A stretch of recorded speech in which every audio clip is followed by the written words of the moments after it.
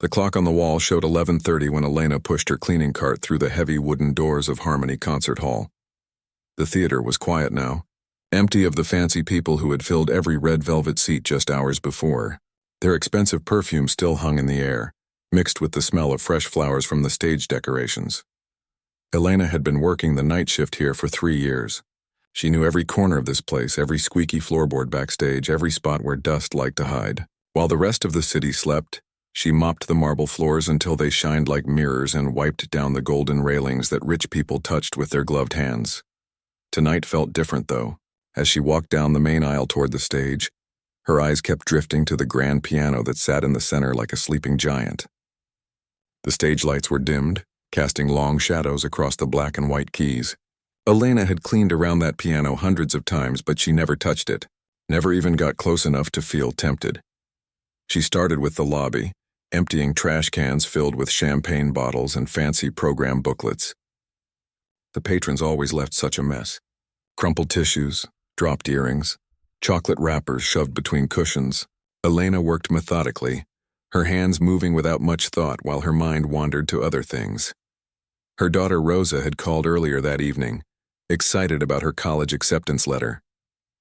The scholarship would cover most of the tuition, but there were still books to buy, housing deposits to pay. Elena's husband Miguel was picking up extra shifts at the warehouse, but his back had been acting up again. At 52, he wasn't as strong as he used to be. Elena pushed these worries aside as she moved to the main theater. Money problems were nothing new in their household. They had learned to make do with less, to find happiness in small things.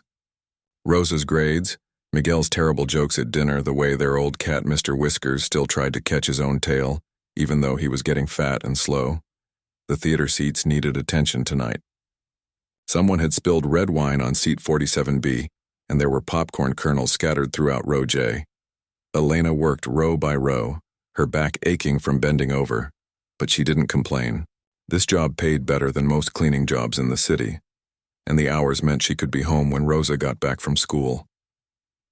As she worked, she couldn't help but remember the concert from earlier that evening. She had arrived just as the orchestra was finishing their final piece. The music had drifted through the doors as she signed in at the security desk, and for just a moment Elena had stopped to listen. It was Mozart. She recognized it immediately. Piano Concerto No. 21, second movement.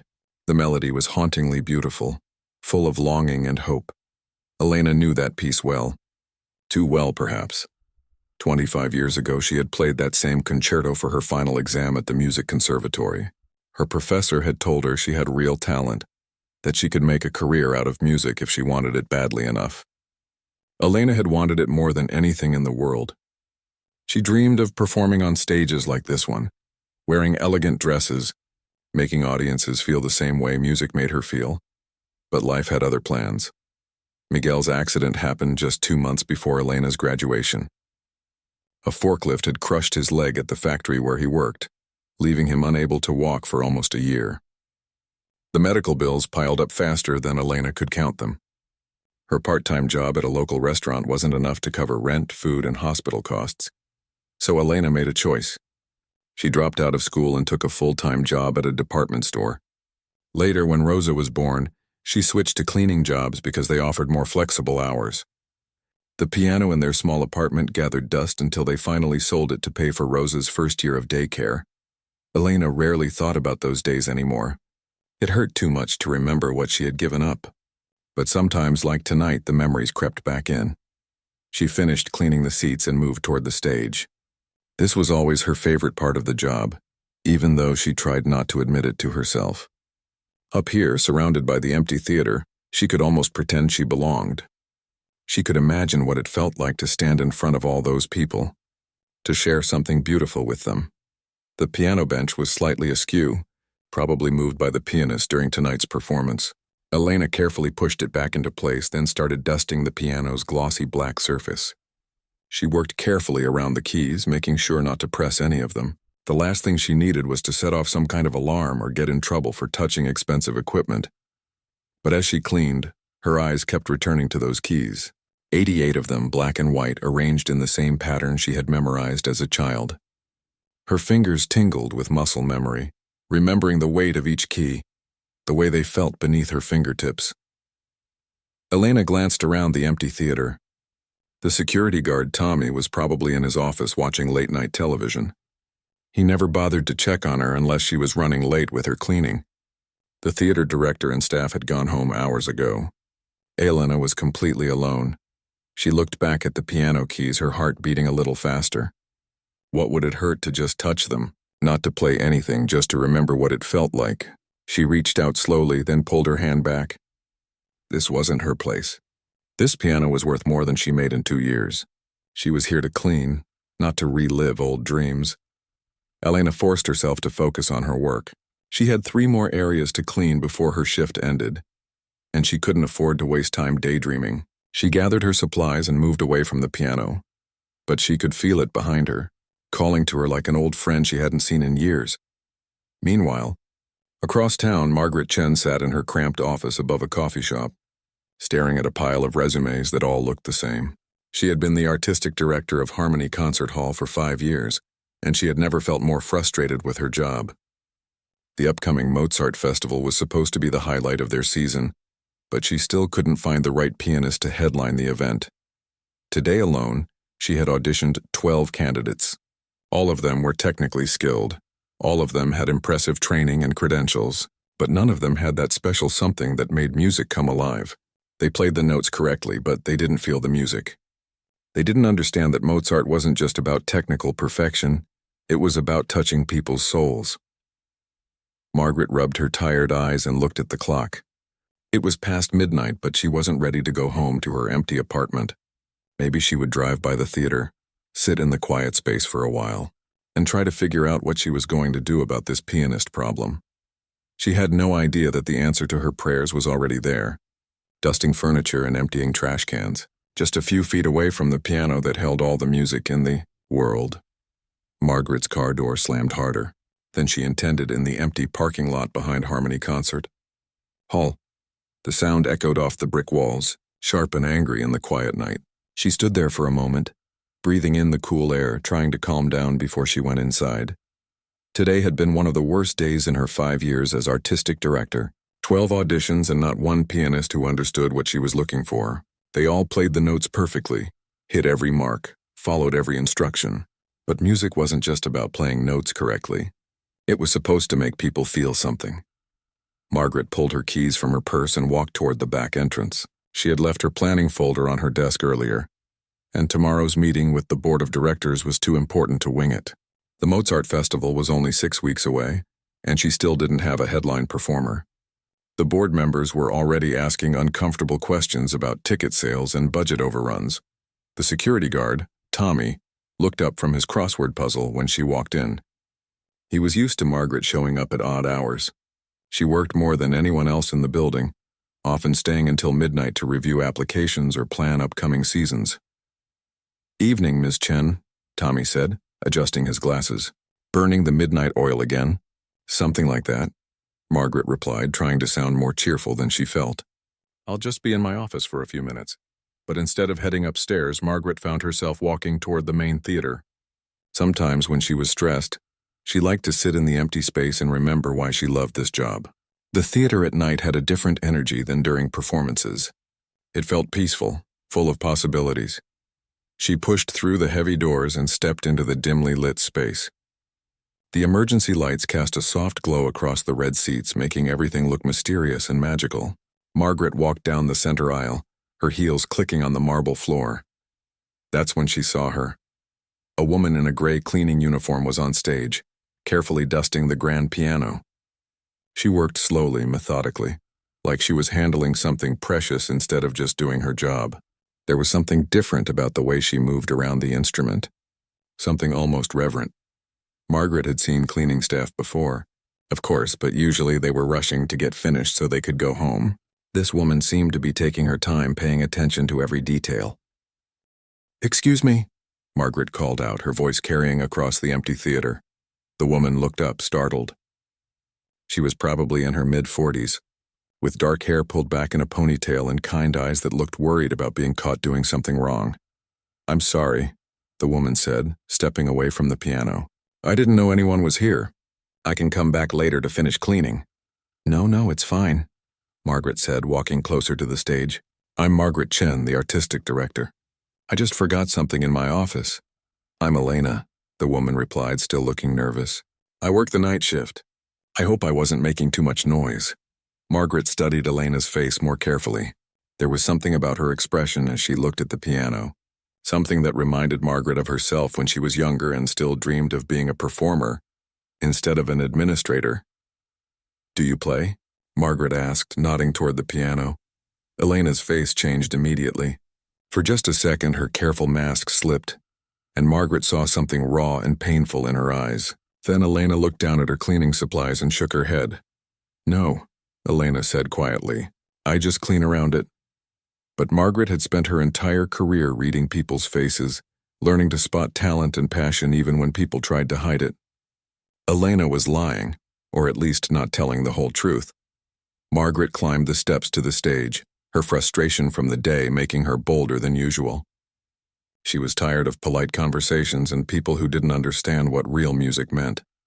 I had 12 auditions today, Margaret said, walking over to stand near the piano. 12 pianists who went to expensive schools and have impressive resumes. And not one of them could make me feel anything when they played. Elena continued organizing her cleaning supplies, but Margaret could tell she was listening. They all played Mozart like they were reading a grocery list, Margaret continued, her voice getting more animated. No passion, no understanding of what the music is really about. It's like they learned the notes but forgot about the soul.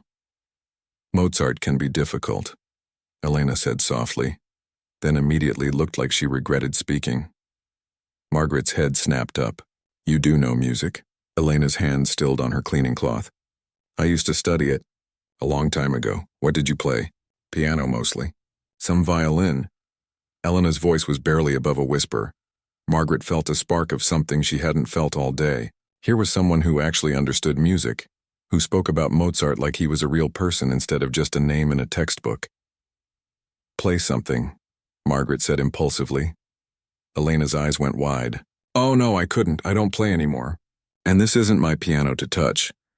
It's my theater, Margaret said, surprising herself with how much she wanted to hear Elena play. And I'm asking you to play something. Elena shook her head firmly. I haven't played in years. I wouldn't even remember how. Margaret's frustration boiled over.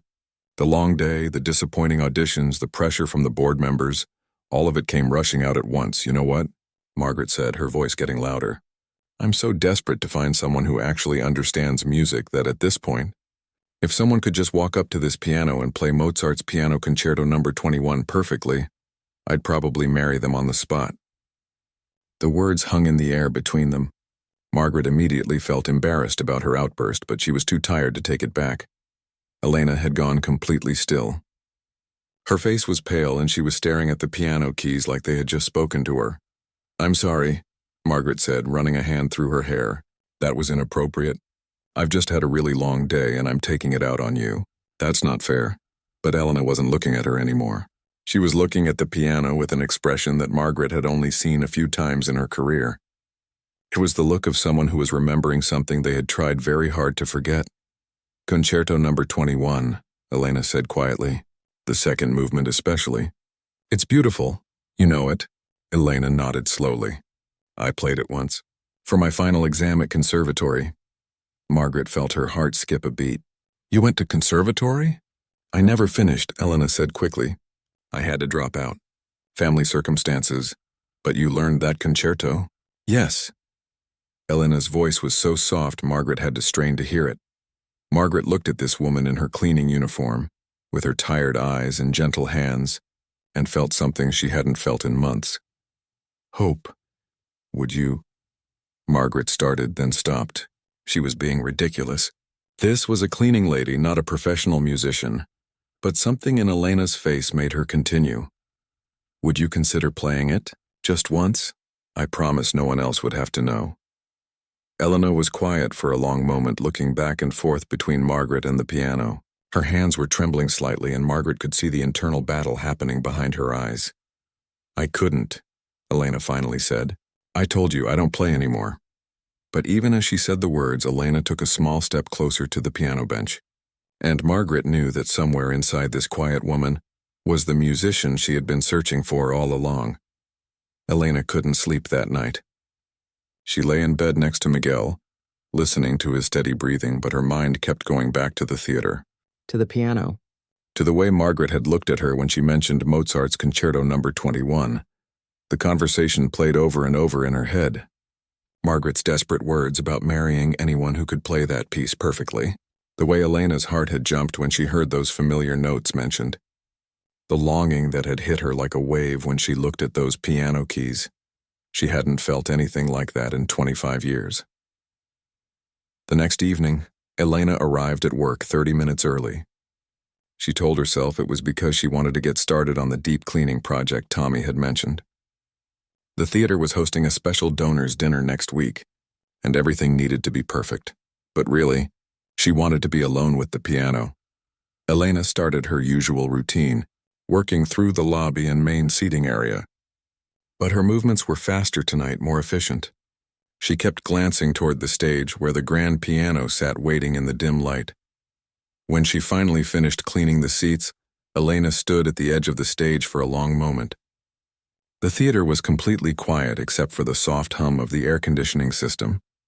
Tommy was in his office, probably watching his evening news programs. Margaret and the other staff had gone home hours ago.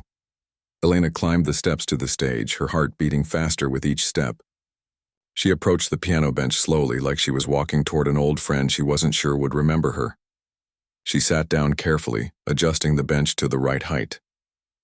Her hands hovered over the keys, not quite touching them. This close, she could see the subtle variations in the wood grain, the way the stage lights reflected off the polished surface.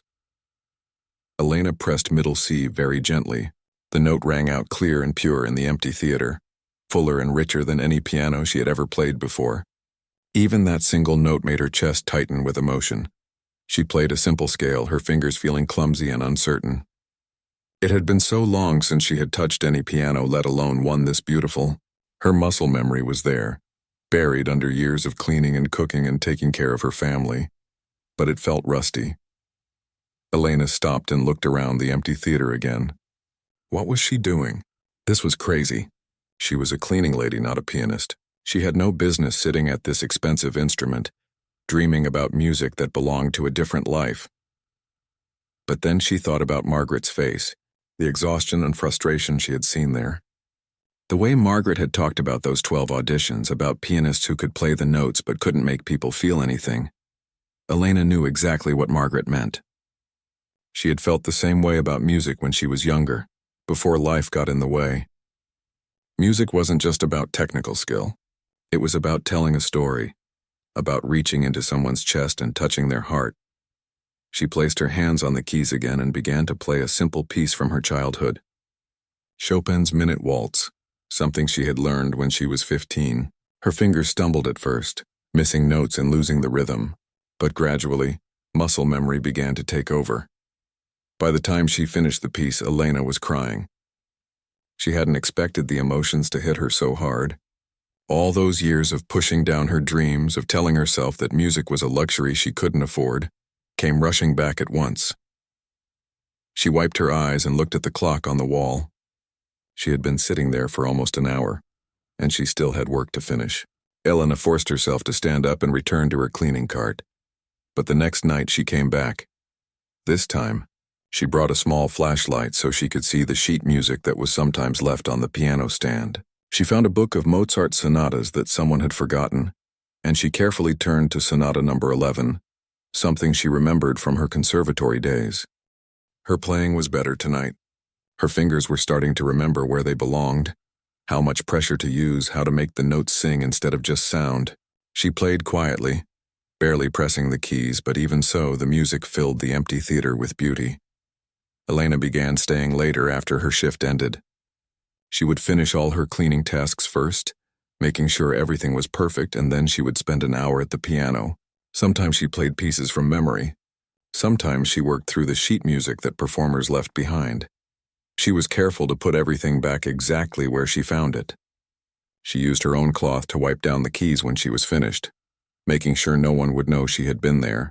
She even learned Tommy's schedule, making sure to play only when he was busy with his television programs or doing his rounds on the other side of the building. By the end of the week, Elena's fingers had remembered their strength and flexibility. Her playing was becoming more confident, more expressive. She could feel the music in her chest again, the way she used to when she was young and thought anything was possible. One night, she found a complete score for Mozart's Piano Concerto No. 21 left on the piano stand. Her hands trembled as she turned to the first movement. This was the piece Margaret had mentioned, the one she had jokingly said she would marry someone for playing perfectly. Elena had performed this concerto for her final exam at conservatory, but that was 25 years ago. She remembered loving it, remembered the way the beautiful melodies had made her feel like she was flying. But could she still play it? She started with just the right-hand melody, playing it slowly and carefully. The notes came back to her gradually, like an old song she used to hum while doing dishes. The second movement, especially with its hauntingly beautiful theme, felt like coming home. Elena worked on that concerto every night for 2 weeks. She started with small sections, practicing difficult passages over and over until her fingers remembered the patterns. She worked on the dynamics, the subtle changes in volume and expression that turned notes into music. The more she played, the more she remembered why she had loved music so much as a young woman. It wasn't just about the technical challenge, though that was satisfying in its own way. It was about the way music could express feelings that words couldn't capture. Joy and sadness and hope and longing, all mixed together in a way that made perfect sense. Elena's family began to notice changes in her. She seemed happier, more energetic. She hummed while she cooked dinner and tapped out rhythms on the kitchen table while helping Rosa with homework. Miguel asked her once if something good had happened at work, and Elena just smiled and said she was feeling more like herself lately. She didn't tell them about the piano. She wasn't ready to explain why she was spending her nights at the theater, practicing music she had given up long ago. She wasn't even sure what she was preparing for. All she knew was that for the first time in 25 years, she felt like the person she used to be was still alive inside her. And every night, as she played those beautiful Mozart melodies in the empty theater, Elena wondered what would happen if Margaret ever heard her play. Margaret sat in her car outside her apartment building, unable to make herself go inside. It was past midnight, but sleep felt impossible. Tomorrow morning she had to tell the board of directors that she still hadn't found a pianist for the Mozart festival. 3 weeks to go, and she was running out of options. She had spent the evening reviewing applications from agencies in other cities, hoping to find someone she had missed. But every resume looked the same. Impressive credentials, fancy schools, glowing reviews that all said the same empty things about technical excellence and professional demeanor. Margaret started the car again. Maybe a drive would help clear her head. She found herself heading toward the theater district, not really thinking about where she was going until she saw the familiar brick building come into view. The parking lot was empty except for Elena's old Honda and Tommy's security vehicle. Margaret pulled in and sat there for a moment, looking up at the building where she had spent the best and worst moments of her career. She decided to go inside. Sometimes when she couldn't sleep, she would sit in the theater and think through her problems. The quiet space helped her focus, reminded her why she had chosen this difficult job in the first place. Margaret used her key card to enter through the front entrance, nodding to Tommy as she passed the security desk. He barely looked up from his newspaper, used to her odd-hour visits. But as Margaret walked toward the theater doors, she heard something that made her stop in her tracks. Piano music. Beautiful, complex piano music coming from the main theater.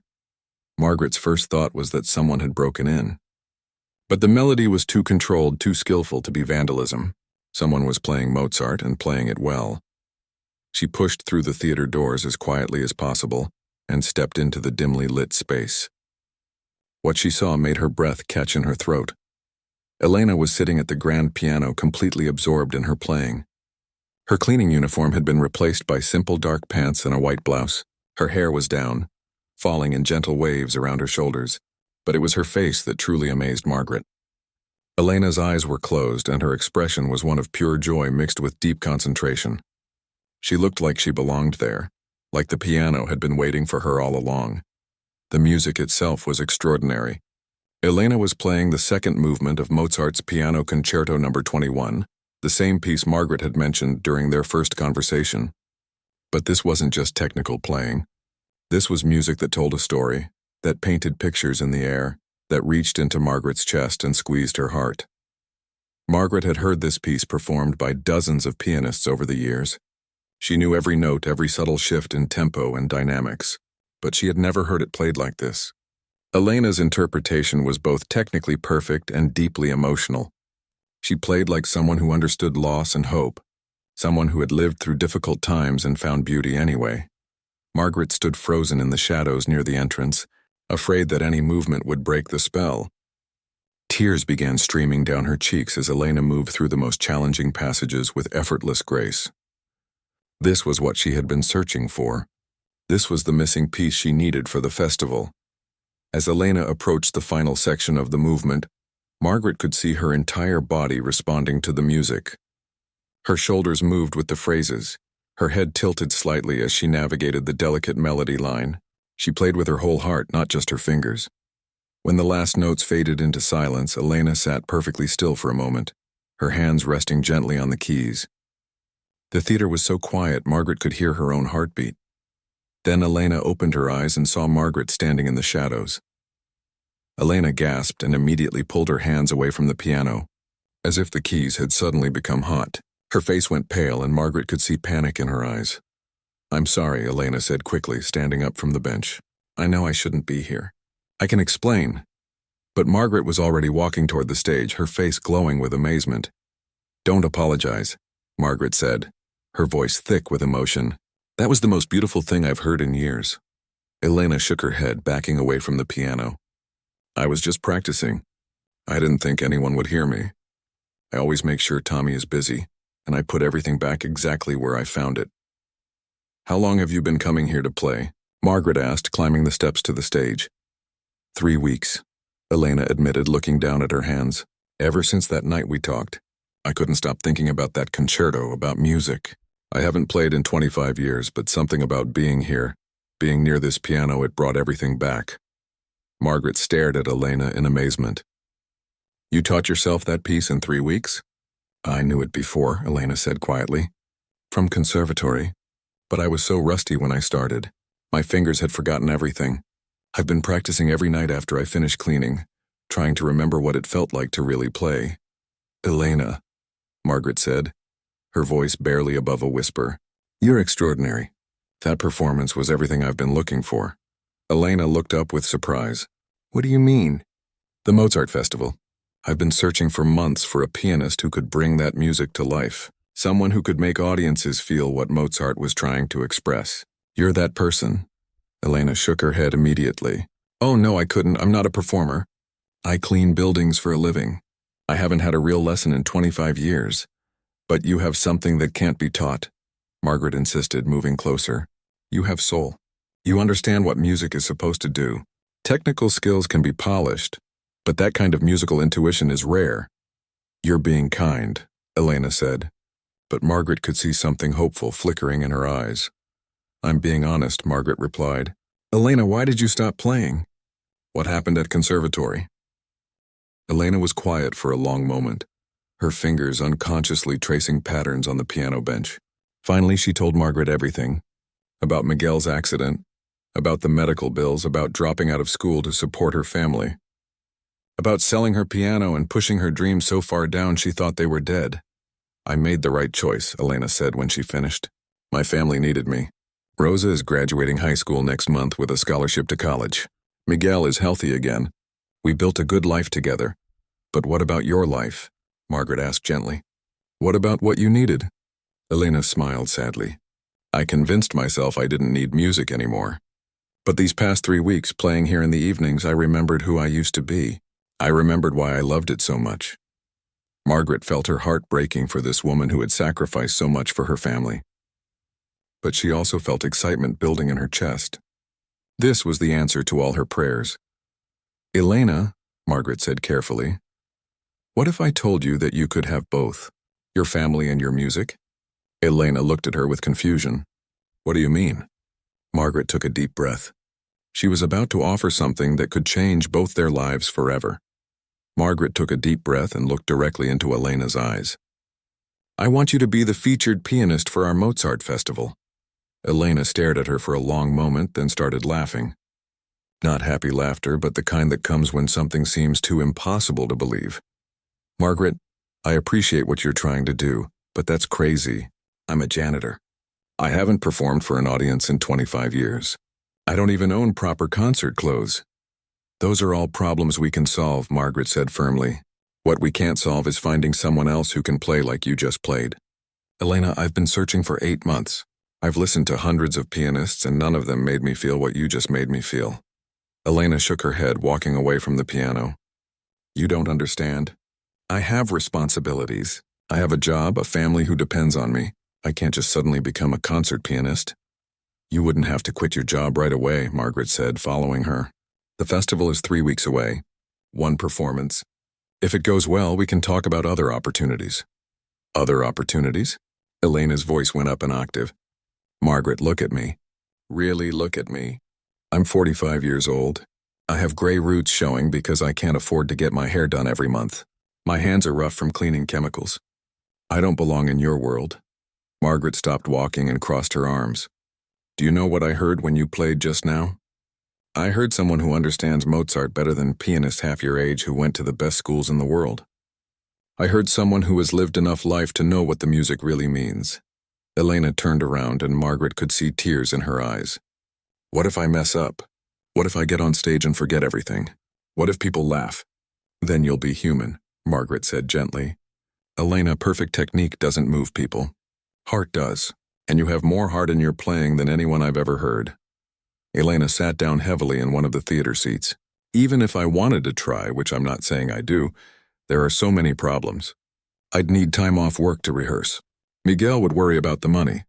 Rosa would think I'd lost my mind. Margaret sat down beside her. What if I told you that we pay our featured performers very well? Enough that you could take a few weeks off from cleaning without financial worry? Elena looked at her sharply. How much? When Margaret named the figure, Elena's mouth fell open. It was more than she made in 6 months of cleaning. That's just for 1 performance, plus rehearsals with the orchestra. It's a 3-week commitment, but Elena, that money could change things for your family. Rosa's college expenses, Miguel's medical needs, maybe even a small piano for your apartment. Elena was quiet for a long time, staring at her hands. Margaret could almost see the internal battle happening behind her eyes. I'm scared, Elena finally whispered. Of course you are, Margaret said. But you've been scared before, haven't you? When Miguel got hurt, when you had to drop out of school, when Rosa was born and you didn't know how you'd manage, you found a way through all of that. This is different. Those were things I had to do. This is something I want to do, and that makes it scarier somehow. Margaret understood exactly what Elena meant. Dreams were fragile things. When you protected them by not trying, they stayed safe. But when you reached for them, you risked losing them forever. Elena, Margaret said softly, what would you tell Rosa if she was offered a chance to follow her dreams but was too scared to try? Elena smiled through her tears. I'd tell her that fear is normal but regret lasts forever. Exactly. Elena was quiet for another minute, then looked up at Margaret with determination in her eyes. If I say yes, I need some promises from you. Name them. First, if I'm not good enough, if you change your mind after hearing me with the orchestra, you have to tell me honestly. I don't want charity, deal, what else? I need to keep my cleaning job during rehearsals. I can't risk losing steady income until I know this will work out. We can schedule around your work hours. And I want to tell my family myself, in my own way and time. Margaret nodded. Of course. Elena stood up and walked back to the piano. She placed her hands on the keys and played a few soft notes, as if asking the instrument for advice. 3 weeks ago, you joked about marrying someone who could play this piece perfectly, Elena said, not looking at Margaret. I've spent every night since then trying to play it well enough to deserve that compliment. Elena, Margaret said, standing up, you play it better than perfectly. You play it with love. Elena turned around with tears in her eyes and a smile on her face. Okay, I'll do it. The next 3 weeks passed in a blur. Elena started coming to the theater in the afternoons before her cleaning shift to rehearse with Margaret at the piano. They worked on stage presence, on breathing techniques, on the subtle communication needed between soloist and conductor.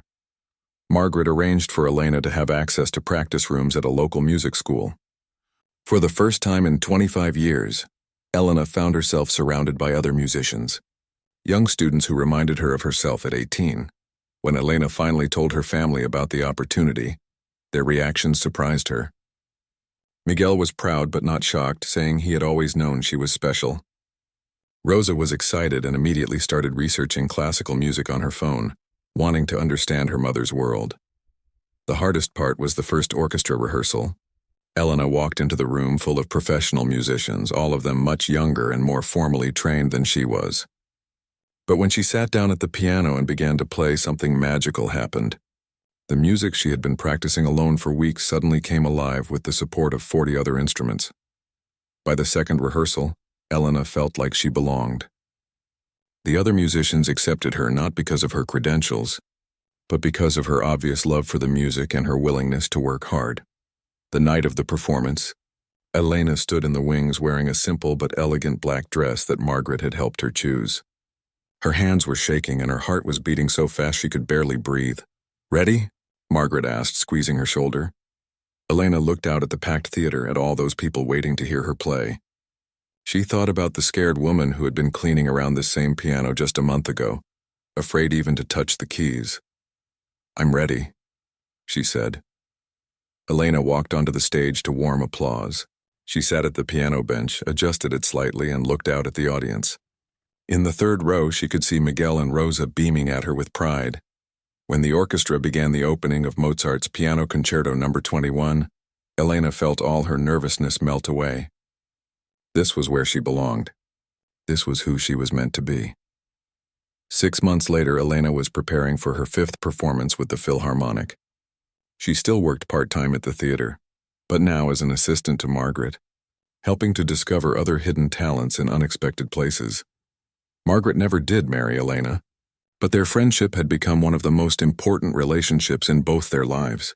They had learned that sometimes the most beautiful music comes from the most unexpected places, and that it's never too late to let your dreams find their way home.